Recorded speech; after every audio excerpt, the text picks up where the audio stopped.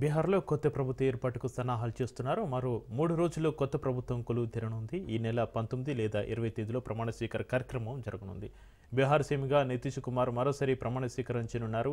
ఇందుకు పాట్నాలోని గాంధీ మైదానంలో ప్రమాణ స్వీకారానికి సన్నాహాలు చేస్తున్నారు. రేపు కేబినెట్ భేటీ నిర్వహించనున్నారు. 17వ శాసనసభ రద్దు తీర్మానం కేబినెట్ ఆమోదించనుంది. రేపు గవర్నర్కు రాజీనామా అందించనున్నారు. నితీష్ కుమార్ రాజీనామా తర్వాత ఎన్డీఏ భాగస్వామ్య పక్షాల శాసనసభ పక్ష సమావేశాలు జరిపి ఎన్డీఏ నాయకుడిని ఎన్నుకోనున్నారు ఎమ్మెల్యేలు. ప్రభుత్వ ఏర్పాటుకు గవర్నర్ అనుమతిని కోరనుంది ఎన్డీఏ.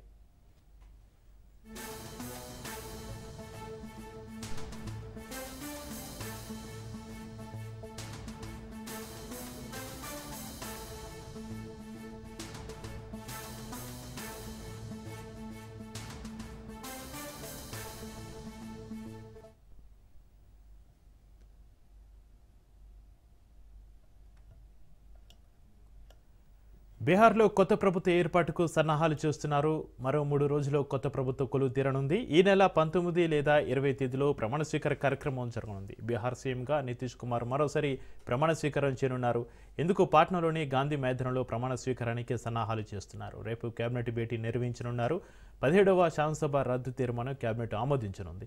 రేపు గవర్నర్కు రాజీనామా అందించనున్నారు. నితీష్ కుమార్ రాజీనామా తర్వాత ఎన్డీఏ భాగస్వామ్య పక్షాల శాసనసభ పక్ష సమావేశాలు జరిపి ఎన్డీఏ నాయకుడిని ఎన్నుకోనున్నారు ఎమ్మెల్యేలు.